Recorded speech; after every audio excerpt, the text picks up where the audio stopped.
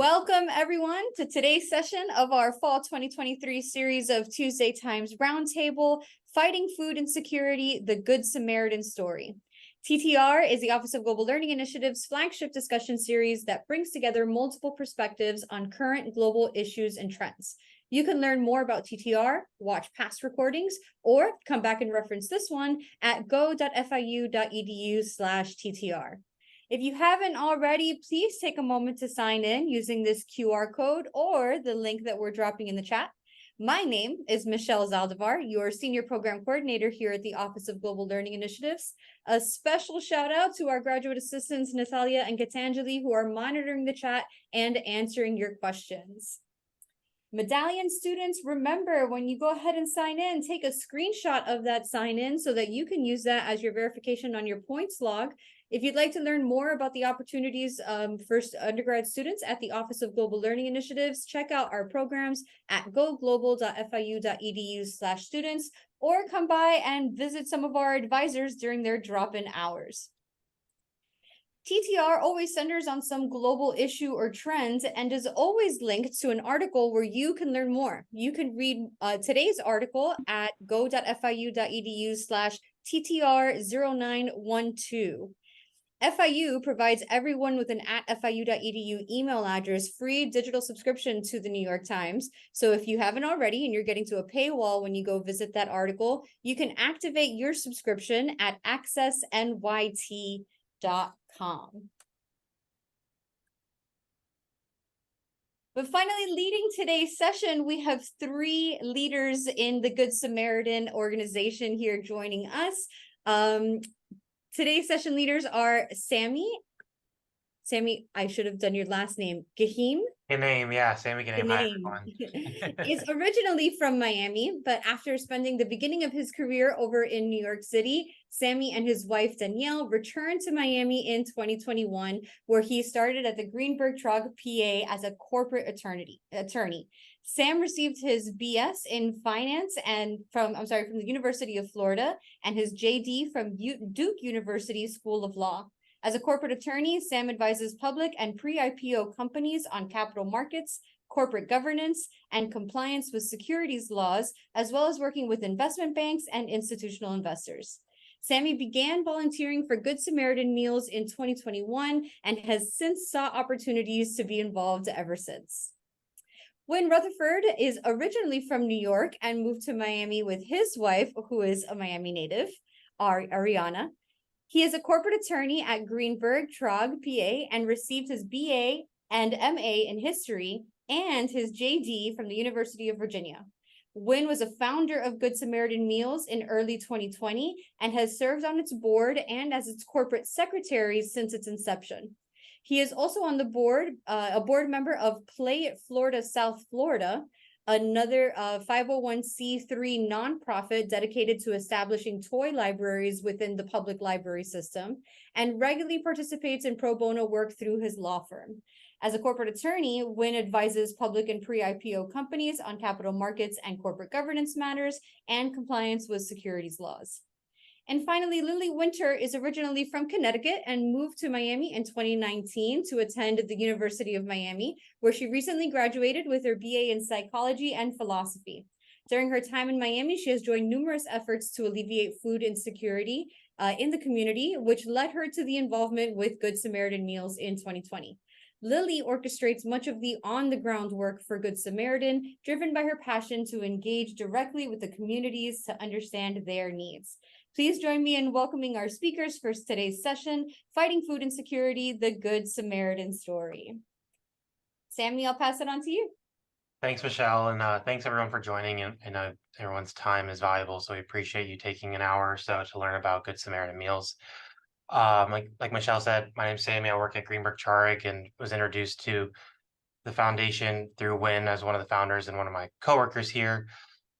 Before Wynn and Lily get into more detail about what Good Samaritan Meals does on a day-to-day basis and how they're trying to help the Miami community, I'm just going to give you guys a little bit of history on kind of the background on how Good Samaritan Meals operates and how we're able to operate in the state of Florida.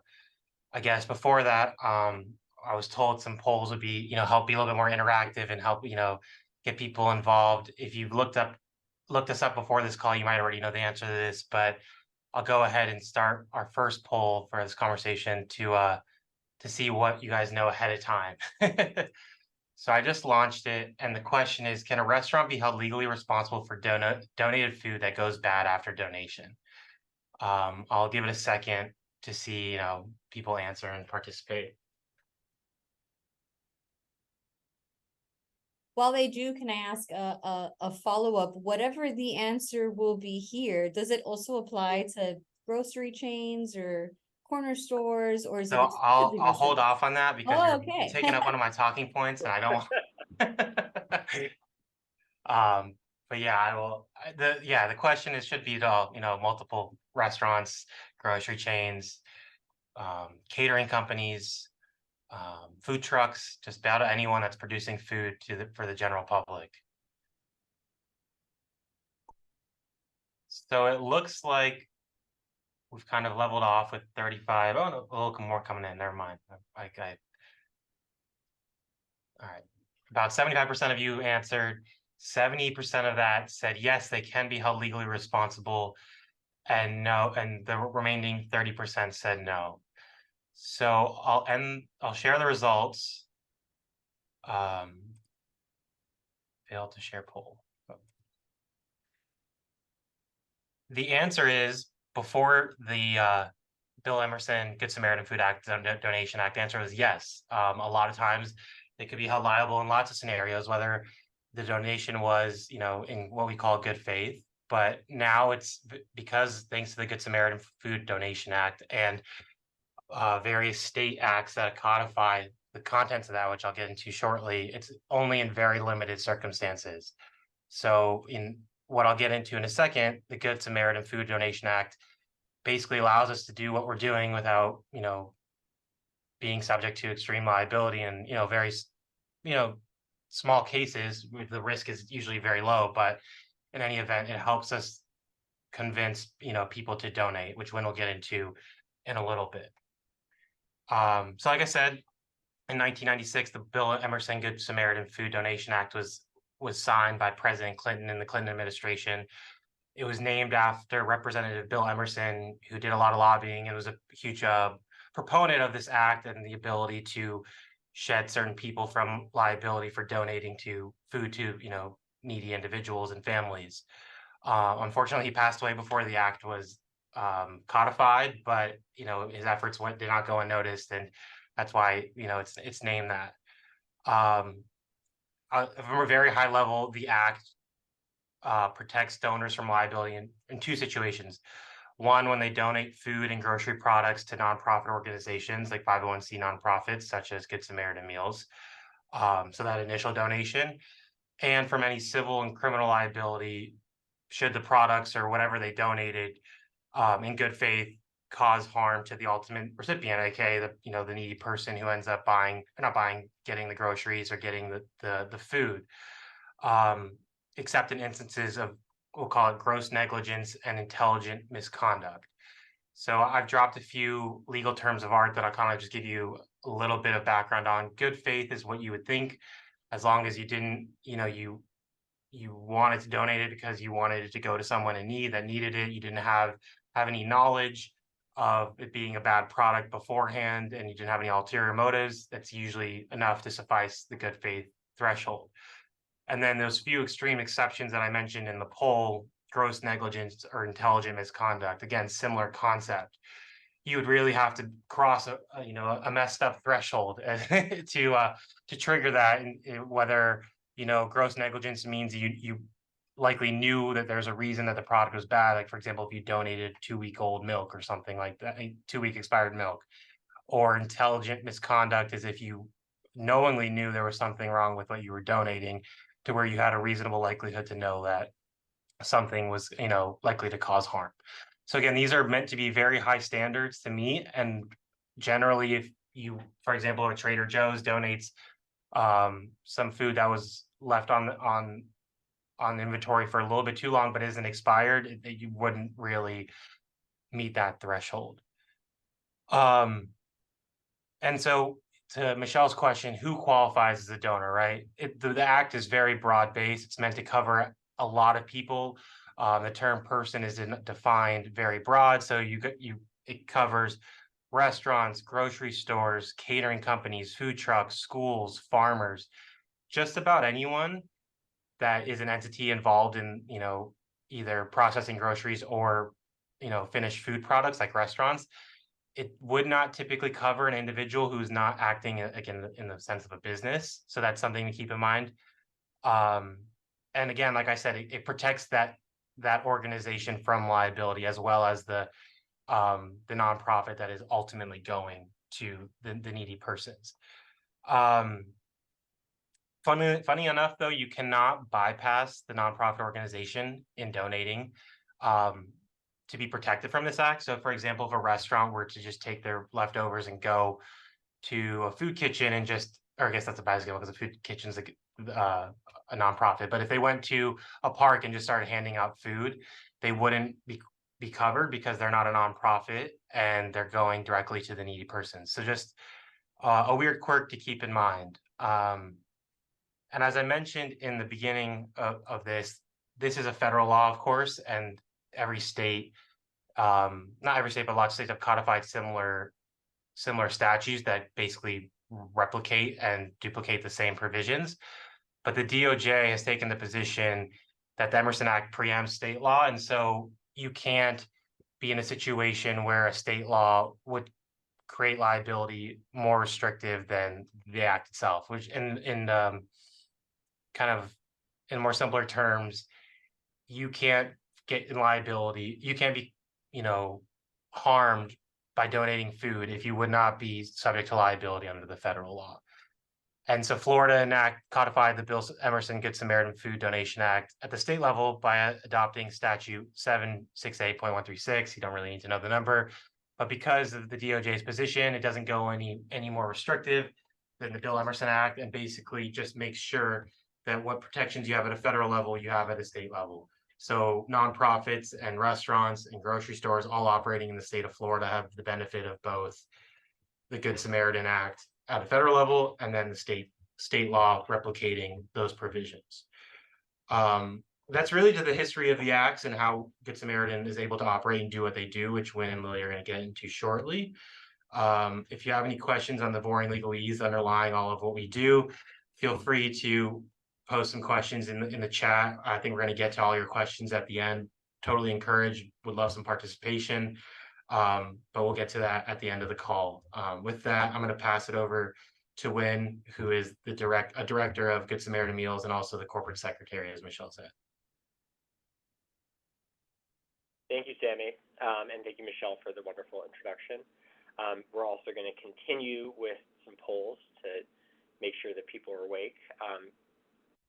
Michelle, remind me if how I initiate the poll, or if you could do the second one. We'll start with the second poll. The question is for the group: how many millions of people in the United States are food insecure? There are three options: 5 to 10 million, 10 to 20 million, and 30 to 40 million. A little bit to respond, and forgive me, the way that my audio is set up, my phone is to my left, so I'm going to be looking to my left and down throughout the conversation.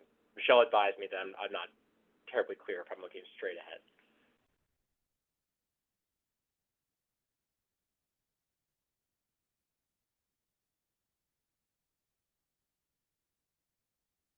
Kudos to all for participating. I think we have over 70% participation, so 70% or more people are awake and not in a food coma, so that's great.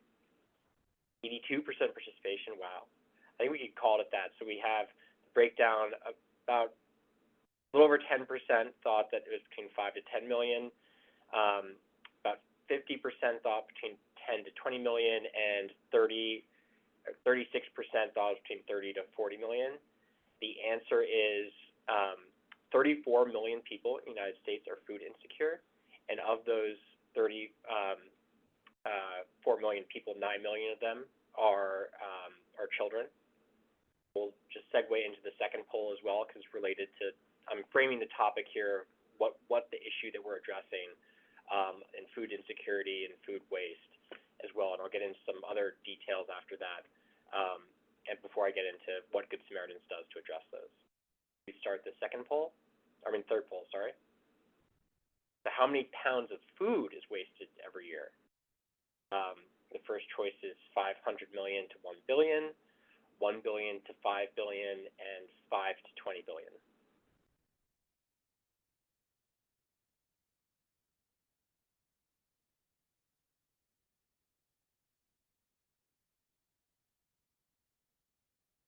Got to 80% participation. I believe we could get back there this time. For 70, 75, 77.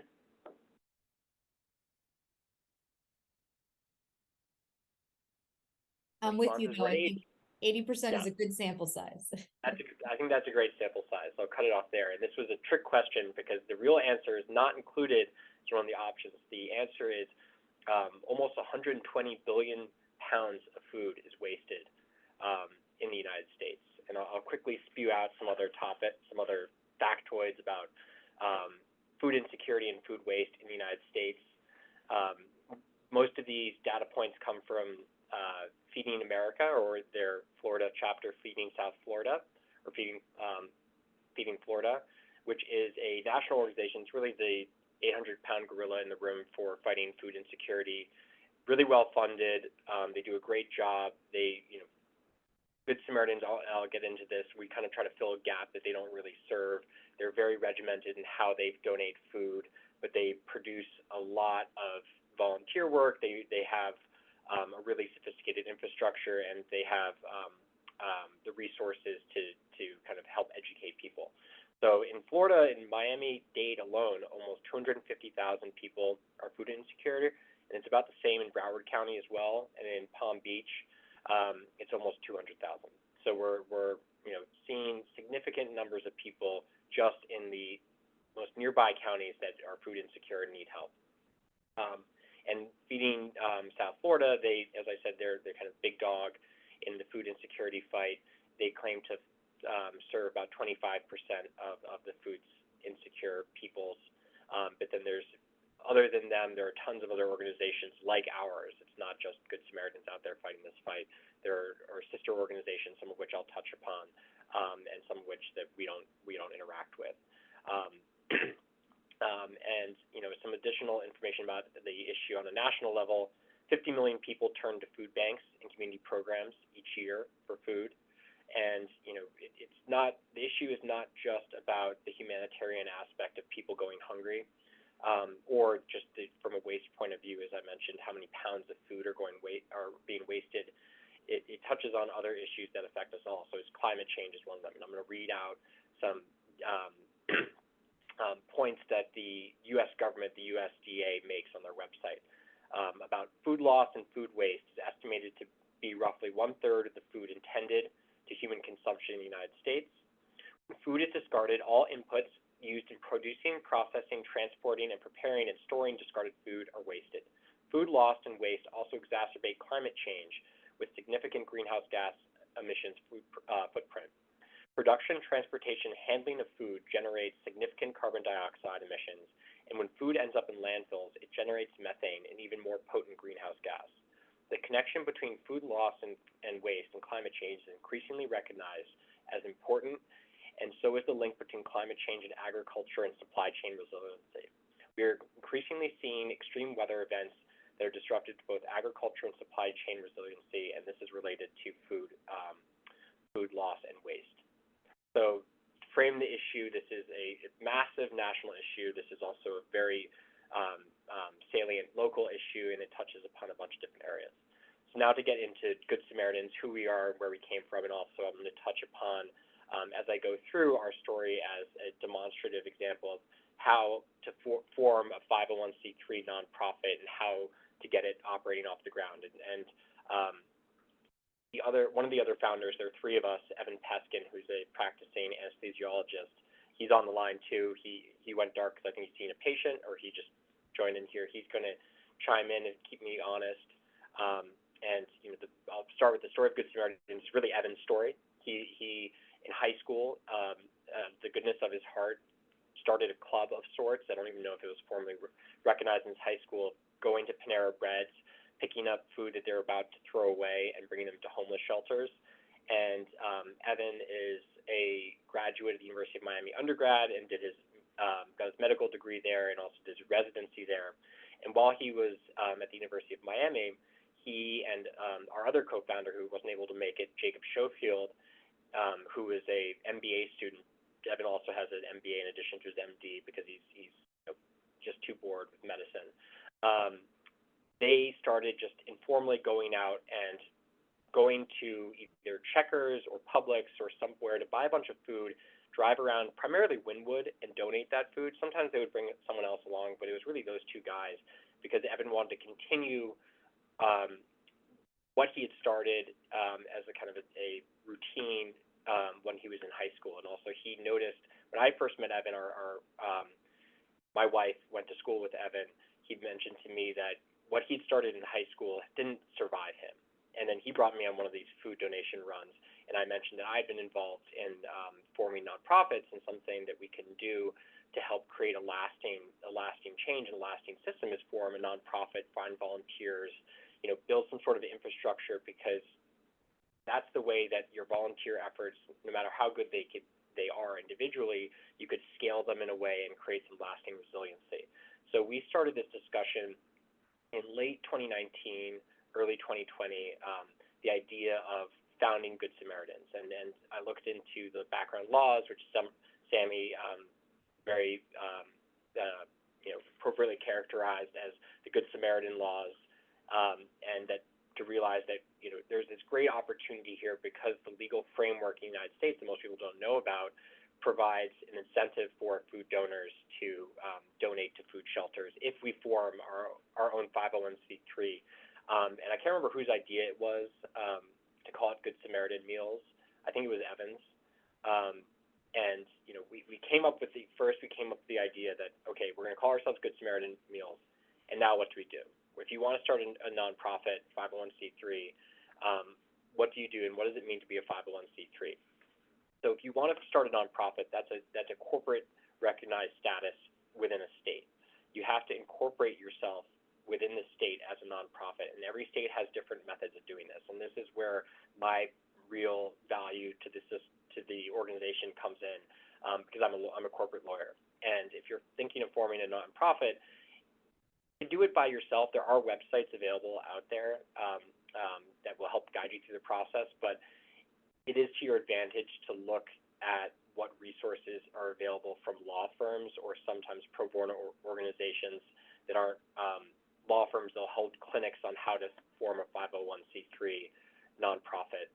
So you have to form that entity at the state level, and you have to incorporate it, which means you have to have a charter, and you also have to create bylaws. And when you create the charter and the bylaws, which are corporate documents, these can be done a bunch of different ways. Every law firm has forms online. You could find forms. You have to think about, okay, how do we want the organization to be run? That was one of our threshold questions.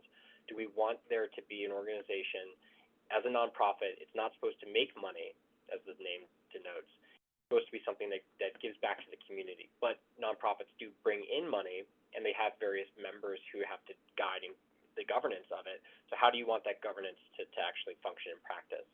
We thought instead of having an organization that would involve multiple members with different voting rights, which can be attractive if you're trying to really grow a national organization and have a bunch of different stakeholders, that we would have a 3-person board that would be elected annually. One person would be brought onto the board, just the 3 founders initially. If we want to bring more people onto the board and enlarge the board, we can, but no one else would have any voting rights. The number of officers we would kind of leave open-ended. We would have a simple structure because what was important for us was having flexibility between the 3 of us and focusing on the donation and trying to create the Good Samaritans model that we envision that I'll get into. So that was a threshold issue. It's okay, forming our corporate entity with the state of Florida, which I did, which is a filing you make with the state of Florida, adopting a corporate charter and bylaws, and then doing some preliminary corporate actions, so authorizing the those of us, we each were assigned an officer role. I'm the secretary, Evan's the president, and the other guy's the treasurer, to open up a bank account, because when you're starting to solicit funds, you need to open up a bank account. You need to have your own email address, because you don't want to create what's called situation where you would pierce the corporate veil. So us in our individual capacities as directors and officers, or any volunteers, they could be held liable by someone saying that you misrepresented to us, or you hit us with your car, we're going to sue you.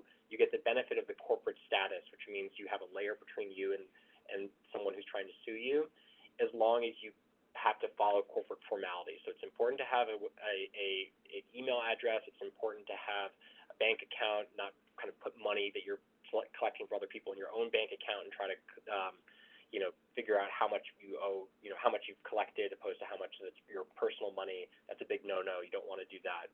You need to have the kind of corporate structure and formality that any company would have. So even, business cards, and that helps too when you're reaching out to donors as well. So we initially started to do all those things. We got a corporate logo as well, because we knew that we wanted to promote the organization. Marketing is a big part of growing any business, including a nonprofit business. And just when we started kind of getting off the ground with these administrative things, that's when COVID happened.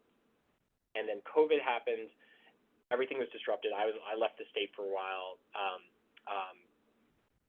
It was a very challenging time, and in a way, it also created a more imperative for us to get our operations in line, because we realized a lot of people were going to lose their jobs because of COVID. A lot of people were going to be food insecure because of COVID, and exacerbate that issue that we wanted to address to begin with. So, we also conversely had, do we feel comfortable getting volunteers to show up and bring food either directly to homeless people or indigent people, to homeless shelters where they might get COVID, or collecting volunteers just to meet and talk to them? How are we going to do that? So that was a real logistical hurdle, and the answer I had, which was not necessarily popular, was that we should just hold off on any volunteer stuff during COVID, because we don't want anyone to get COVID from us, because we don't want to create a negative brand or kind of a dent in our brand early on. And also, I was very, very keen on making sure that we had insurance up front, and that's another important piece that you might not think of when you're starting a nonprofit. You should always try to get insurance, and getting your insurance is, I view, imperative before you start large operations, because there's certain legal doctrines that are available that someone's your volunteer and they're driving around to donate food and they hit somebody. What's going to happen is that person that's hit is going to try to sue the person with the biggest pockets. And if your volunteer doesn't have a lot of money, they're going to say, okay, under this legal theory called respondeat superior, you could sue someone who's acting in furtherance of what their role for an organization. So that would be for Good Samaritans. And we didn't have a lot of money at that point, but the last thing we needed was to be sued right at the outset, take all the little startup money that we had, maybe sue us in our individual capacities as officers, directors, and just destroy the organization from the onset. So we had this issue of how do we protect ourselves to protect volunteers? We need to get insurance, and insurance costs money. Our annual insurance costs about $1,000, and so I laid this out to the other founders that we need to raise money from our friends and family first before we can get the insurance, before then we can have volunteers, and then before we could really move forward promoting our organization. Why did I say get our money from our friends and family? This ties into the 501c3 point that we keep spouting about. 501c3 is the designation by the IRS, the Internal Revenue System, for an organization that if you give money to, the person who gave the money can write it off in their taxes as a charitable donation. By getting that status, without that status, really, you're never going to raise a lot of money as a nonprofit. You won't be taken seriously as a nonprofit either, and that's a threshold issue for starting to raise money to do things like pay for insurance, pay for a website, pay bank accounts. They require minimum amounts of money to be in the bank account at various times. If you start compensating people for driving around, expending gas expenditures, so and this all kind of evolved in real time because I'd never been involved with a nonprofit right from the get-go. That okay, we need to have insurance before we could do anything, but we also need to have money before we get the insurance. But we don't have the 501c3 status yet. so that we could actually go out and get the money.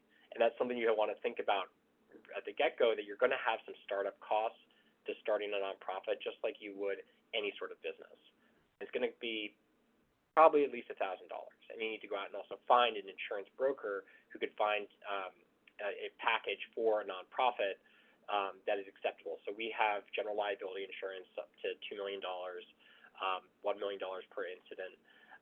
We have director and officers insurance to protect Evan, Lily, and myself, all as officers and directors, from being sued in individual capacity. And there are very litigious people out there who will try to go sue, nonprofit just to see if they could get some money.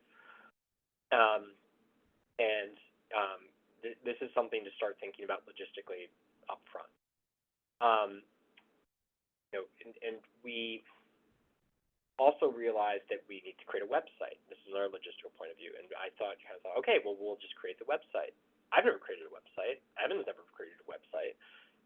Jacob, the other guy, has never created a website. How are we going to create a website? And so we found actually an organization, another nonprofit that creates websites for nonprofits. There are other ways to do this, but these are just kind of some of the logistical concerns you want to think about up front when forming your organization. In the background, also begin preparing your 501c3 application to the IRS. And state laws also come into play when you're trying to raise money by going out and asking just for donations for money. And this could mean just posting on your Instagram handle or Facebook or wherever, broad-based solicitation. Please consider giving us any sort of money and sending around a link to do that. And the state of Florida, you actually have to register to solicit money from people with the Department of Agriculture and Consumer Services. It's a relatively straightforward process, but by doing so, you do have to do it every single year, and it ties into your IRS filing. So we've now started doing these applications. We've gotten a 501c3 application in. We've gotten insurance. We've raised some money. We're getting a website. We've have everything set, and then we finally start onboarding volunteers almost a year after we started. And we actually, during this time, we were donating food. Evan is fantastic at finding places to donate food. It really started with the Trader Joe's in Miami Beach, and then quickly we got Mama Leone's, which is a bakery in kind of Edgewater area, and Bunny Cakes, which is a vegan bakery, which is no longer around, the Daily, and it was just Evan, myself. Yo no sé cómo yo me voy a hacer, porque aquí todo el mundo me voy mediodía y la gente. Sorry about that. It was just us and our wives running around because I was being obstinate that we can't really bring in volunteers, and Evan had the foresight to realize, okay, so we've had these donation routes. He's kind of going out to other places to find other volunteers, other food donation sources. We don't have any volunteers, and we need to make sure that we don't overload ourselves. We start creating relationships with our food donors without going beyond what we could actually donate, because all the donors have told us they've seen organizations like ours 100 times. It starts out good, and then the volunteers don't show up, and at the end of the day, then it sours the relationship. They don't want to donate food anymore. And I've been holding this back. Evan's been reaching out to various food donors. We're having conversations with people. We get the insurance. We get the 501c3 status. We get the requisite authorization in the state of Florida. We have a bank account. We have a website. We have a logo. We have all this bric-a-brac stuff. Now we have to start the organization. And Evan, I can't remember how he came across it. A sister organization called Buddy Systems. We call them our sister organization because we just work with them a lot.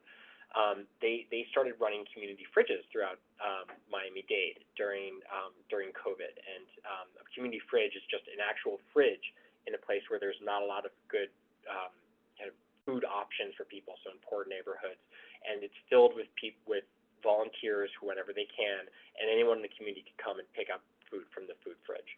And Buddy Systems, I don't know how they did it, but they very quickly got good press, tons of volunteers, and they were amenable for us kind of mining their volunteer base. And that's how, starting in the fall of 2020 now, into the winter of 2021, really Evan spearheaded the process of starting the organization up and running, expanding the routes from just a couple that him and our wives were handling to onboard volunteers. And this segues into where Lily comes in, because that's when we first met Lily, who's the one who actually runs the operations for Good Samaritans. And I'll do a quick recap, because I know I said a lot of things and it all kind of came out at various times, because all these things were happening concurrently, that when you're starting a nonprofit, you have to form the corporation. That's a state filing. And you need to see to certain logistical governance matters, like forming, having bylaws, having a corporate charter, having the various policies that could help also with obtaining your insurance, like a related party transactions policy. These are all things that you could do by yourself. It's much better to have a lawyer to help you with them, and also to make sure you're properly authorized. When you open up a bank account for your nonprofit, the bank's going to want to see resolutions from the board of the charity that the person signing checks was authorized to do that. The 501c3 status is something that you're going to want to do early on. You could apply fairly early before operations begin, but you can't apply before you have your corporate status. You have to provide some information on yourself, and some of your governing documents also have to have the right language required by the IRS to be a 501c3. And you need to start thinking about logistics, realistically setting the expectations of the other founders and other stakeholders. How quickly are we going to actually start doing what we want to do? We started doing what we wanted to do pretty early, but not with volunteers for quite some time until we got insurance. So we had to think through that. Where's the money going to come from? And how are we going to raise money moving forward? We raise money by asking people for donations. We do Give Miami Day. We mine our friends and families. We put up on our Instagram. But another path you could do, and we do this occasionally, is go apply for grants. And there's grant writing is its own art form. If you're going to go that route, I encourage you to find someone who's in the process, who regularly does that. And then last but not least, creating a volunteer base, if that's what's important for you, for your organization. And with that, I've done too much talking. Any questions you have, put in the chat. We'll try to get to them. I'll hand it over to Lily, who's the one who basically runs Good Samaritans. Hi, thank you. I don't have as much to say. It's mostly going to be like anecdotal, what it's been like doing everything for Good Samaritans. Yeah, so I came in through buddy system. Ooh, someone entered the waiting room. Okay. I came through buddy system. I started doing different food rescues and stuff for them, because at first they didn't have the community fridges. They just were delivering food to homebound people. Sorry, my dog's in the background. You might hear her. She's shaking. I don't know. But yeah, so we were looking for donors to get food to bring these people, because at that time it was the pandemic and they were setting up like Feeding America. It's hard. The thing about Good Samaritans, which I love, is, and I figured out through working with Feeding America at first to get food, is that as they discussed, Feeding America, which is also Feeding South Florida, provides so much food for people, but it's a huge corporation. So they don't have as much on-site like knowledge of how everything's going on the ground specifically. So their distributions would, like, some of them were good. Some of them though, like I would wait in line. I have one, I remember I waited in line for 3 hours. I got there on time, waited in line for 3 hours and got a box of chocolate bars, Diet Gatorade, Diet Coke, like all of this stuff. And we were like, no, we can't do this. Like we have to go. I talked to the people with Buddy System, because that's when I was working with them. And I was like, okay, like we got to figure something else out. So we started doing more food rescues on the ground, and working with Good Samaritans and doing the on the ground stuff has been great, because, for example, Trader Joe's is our biggest one, as he said. They started with the South Beach one, but we started a Pinecrest one, and we get tons and tons of boxes. Like there's nights we've gotten like these huge banana boxes. We got like, not just with bananas, but there was like 80 of them or something like that. So we can see all the food and organize it ourselves and send it to different places. So I like that it's when you do the on the ground stuff, you really get to make sure that the food quality is good, because yes, there's no liability and everything is safe to eat, but just because something is safe to eat doesn't mean it should be given somewhere. And also there's the matter of where it should go. Like the fridges are a great place to send stuff. But also now we're helping student food pantries and people who go out and do outreach and serve around. So I think it's really great. I'm rambling. It's hard talking, like having a one-sided conversation, but yeah, so I've really enjoyed it because I think it's been great. One, meeting people and who didn't realize, like at the beginning, with the poll, seeing that a lot of people don't know that there's no liability for donors, and restaurants don't know that often. Like Dunkin Donuts, we just started doing a pickup. We're still working on them with that, but they were throwing out 30 dozen boxes of donuts a day. 30 dozen. And we talked to them, and the manager, like the first thing he wants to blow us off. That's One Dunkin Donuts, the one on South Dixie. And we talked to him, and he was like, no, well, we don't want to get in trouble, like da da da. Like normally the way to like say no, we can't do it is because they don't want to get in trouble, but there's no liability for them at all. And imagine like an event with 30 dozen donuts, like for like a student event, like that'd be completely fine. Like I could easily like work for like a whole student event or two, or not that that's what it would go to, but it's a lot of donuts. And yeah, so I think like it's interesting getting like approaching other people and getting them involved. And like I think people want to help. Like the people at Dunkin' don't want to throw out the donuts. Like it is not pleasant for them to do either, but they don't know that they can give them out to people who need it and not get in trouble at all. And I don't know.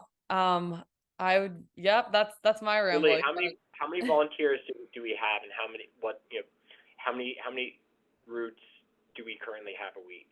Would you say? And what's the greatest challenge dealing with those volunteers? Okay, so we have, I don't know the exact amount of volunteers because people keep coming, people keep coming, and we have a lot of volunteers who are very consistent. I just saw the comments. Yeah, exactly. I've like I don't have TikTok, and I was talking to someone about this, and saying how I want to like make a TikTok to just like stalk people throwing out all their food at the end of the day, and like go like undercover behind Popeyes, because they do too. Shout out to them for also Dunkin'. Like it's crazy. It's absolutely crazy the amount they throw out. But anyways, we have like I'd say it really depends, because we have people who come for one pickup and we have people who come every single week. Very consistently, I'd say probably like 30, 40, but then there's tons of the time. Like I'm physically at a lot of these pickups, and all the time we see new people coming in. Currently we have Trader Joe's every week. We have Milam's now. Dunkin' we're getting done. We're hoping that Popeyes will get done. Like a lot of it is very consistent pickups. I'd say we have Mama Leone's like 5 at the moment that are like very consistent, but we're working to get more. And there's a lot of places that we have learned that you can just go at the end of the day and take stuff. Like it's not a consistent pickup, but like what we are doing with Dunkin', and there's a bagel place, Toasted, in the Gables, where like they basically said like they're gonna throw them out anyways. Like we showed them, we had the conversation with them, like you're not liable, etc. And they said you can just come any day and pick up the stuff. So a lot of it is managing like when you can get a volunteer to pick stuff up. But Trader Joe's I'll also give some context here, is that, and she could correct me if she's wrong, if she's delegated, which we beg her to do, is that all these donation routes, which happen every week, all these different revolving door volunteers, 30 to 40 base, but then we've seen well over 100, maybe even hundreds, come through the doors. Lily's the one texting them in group chains to see who could actually show up and who's going to make sure that someone is actually going to go there, answering questions of where the food's going to be brought, because that's the other question. There might not be enough space in the community fridge that's nearby. And where's the nearest homeless shelter? Is that homeless shelter open? Do they accept this type of food? Lily is kind of the central figure, answering all these questions and coordinating with all these people. And if I hope that we have more people who are in charge of specific routes, but Lily also will show up. If no one else shows up, she'll show up, which we don't want her to do because we want her to be getting other people to do it. But but it's, you know, when we're thinking about too, you know, as the organization has grown, making sure we want to have little ecosystems where, you know, this is what we envision for FIU, and this is a plug for anyone who's here who wants to get involved.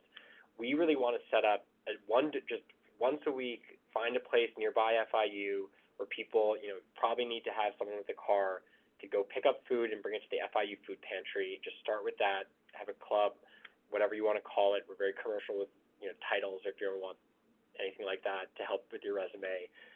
We could sponsor pizza parties to make it more fun. Just a once a week obligation to bring food from the donor to the FIU food pantry, and then go from there, hopefully create a lasting organization where then someone is in charge of that, not Lily, who they can ask Lily questions, but Lily, we worry that and we pay Lily now a little bit because we demand that we do, because she's ruining her life, giving so much of her waking hours to Good Samaritans. We want to find kind of little ecosystems where someone's in charge of the food donation route. You just need one or two people who are in charge of it to make sure someone shows up, and then you use those one or two people to act as the conduit for other volunteers. Well, Evan, did you want to jump in? Sorry. Yeah, so again, Lily and Wynn are everything you need and then some for Good Samaritan. My name is Evan Peskin. I'm one of the co-founders along with Wynn, and I'm one of the board members along with Wynn and Lily. I think they've covered everything, and looking through the chat to see all the people who recognize all the food waste and want to jump in and want to actually start making a difference is the whole reason why Good Samaritan was founded. There are a lot of large organizations like Feeding America who, again, do really wonderful work and do some really heavy lifting. A lot of smaller organizations and a lot of food still slips through the crack.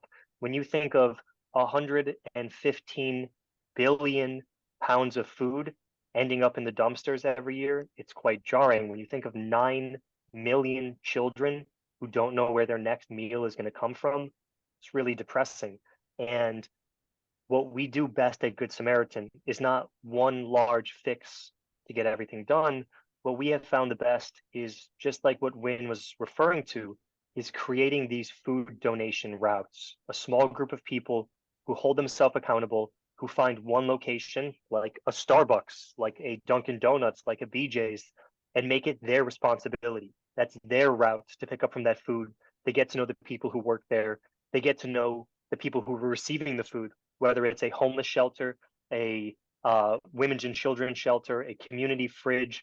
Lily can definitely talk about this, because when we do our meetings, the stuff that she says just like shakes my heart. But so many people have become dependent, and so grateful for the rescues that they know what days of the week to expect Good Samaritan, and they're waiting outside the fridges because that's where they're getting their food for the week. So when Jacob and I started, our goal was to consistently feed one person well. And at this stage, we donate several thousand pounds of food every single week. We have gotten to the point where, you know, you don't ever win a marathon with one giant leap forward. It's a bunch of steps in the right direction. And thanks to people who are joining in and taking some personal responsibility and saying, look, I can't go, 7 days a week, morning and night, to Trader Joe's, but this bodega that's down the street from me, I want to go there on Sundays. And they start to pick up, and small little things like that have started to get us in the right direction. You can sign up through goodsamaritanmeals.org. You can email us at goodsamaritanmeals@gmail.com, or message us through our Instagram at @goodsamaritanmeals. More than anything, the fact that you guys have shown up today, the fact that there's 50, 60 people who took time in the middle of the day to come listen and hear about this is absolutely surreal. And again, I'm nothing compared to Sami, Wynn, and Lily. So I'm very grateful for everything they've done to get this, visualized, up and functioning.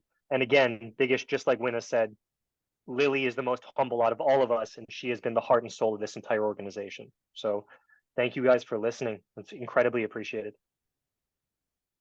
Thank you, Evan. And sorry, we didn't do a good job of keeping it brief.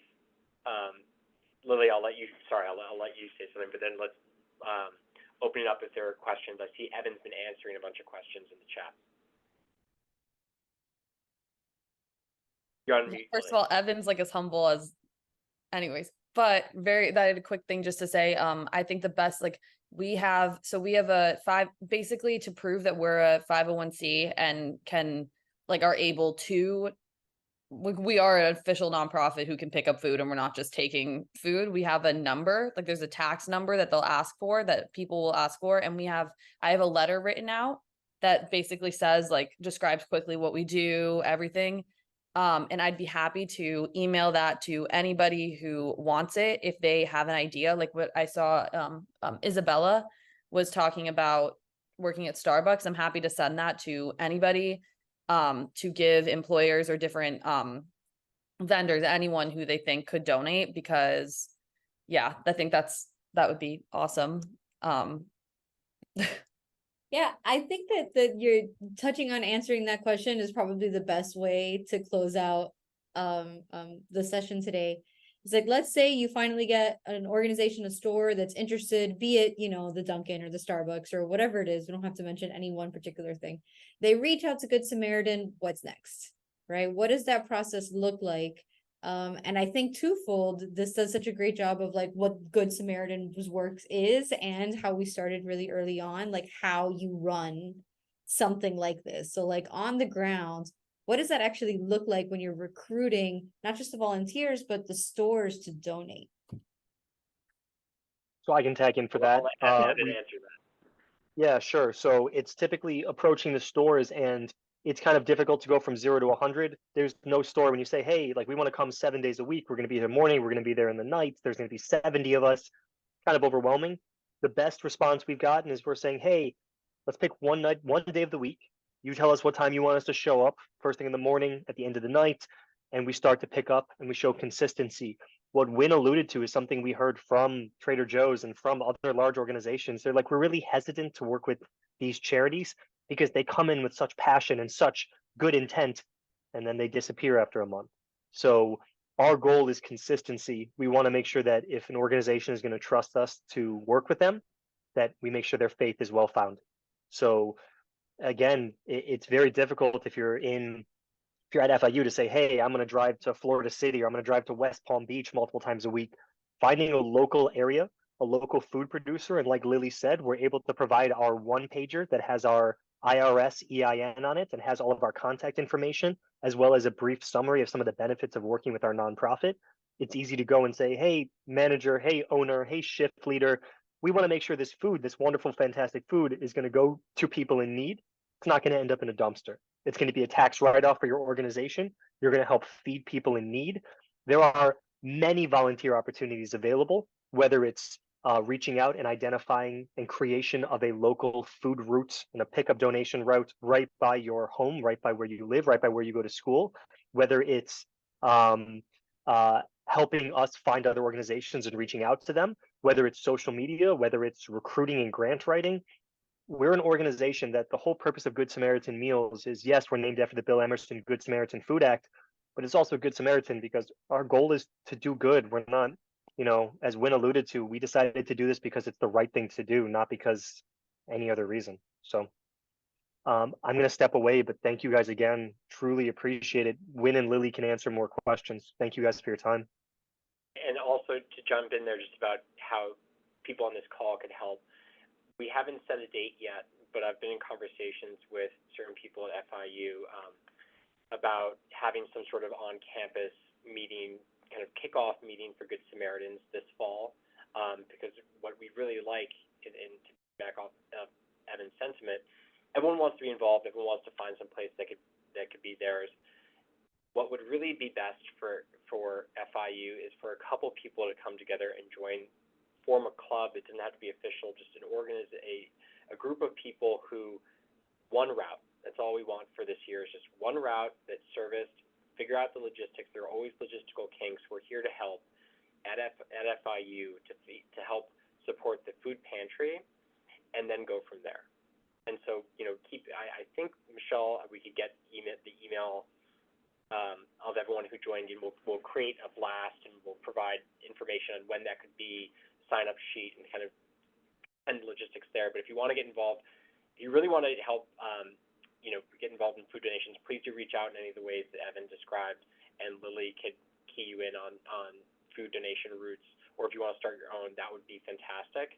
But what, I really sincerely am hoping is creating something at FIU that then can be passed down as students come in, new students come to FIU and others graduate, that could create a lasting change. And that starts with just once a week donation route. And if we go next year to 2, 3, and if that could then can perpetuate itself into the foreseeable future, I would be very, very happy.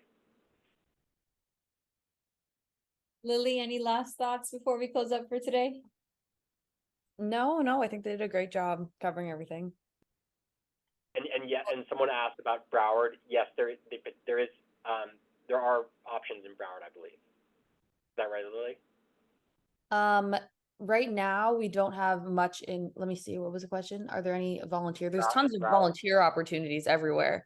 But I would love, so I have a like a little flyer handout thing that I've been giving donors, and I would love to be able to send that out to whoever is interested. If they're having any idea of a donation route they'd like to start, I'd be happy to send that out.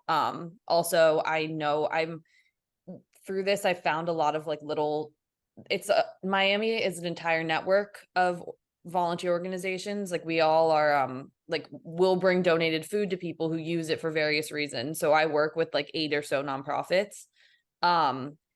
And like they all know other people, like it's a whole network. So I know a lot of volunteer opportunities around here if people want to get involved, because I know everyone likes volunteering in different ways and making an impact in different ways. So yeah, if anyone wants to, if I can send stuff around, I'm happy to. Yeah, and I think to close out, this is recorded, right? So it'll get posted onto our YouTube channel probably within about a week. You can check that out at go.fiu.edu/TTR YouTube, and any and all resources that you want me to link into that info, so that in the description of the actual YouTube, so that anybody can get access to those resources. 100%. Let's put that out there. And students, if you want to come back and hear a lot of that legalese again, right, and get some of that breakdown on how to set up your nonprofit, absolutely, that's going to be a great place for you to go. Thank you so much, everyone, for joining us today. Shout out to next week. We have Blue Missions Group coming back to our first in-person session for the fall 2023 series. So next week, we continue TTR in person. Blue Missions Group is coming to talk about water sustainability and the work that they're doing international for sustainability in water and sanitation. Thank you so much, everyone, for joining us. If you have any questions, we'll be here hanging out, but absolutely enjoy the rest of your day.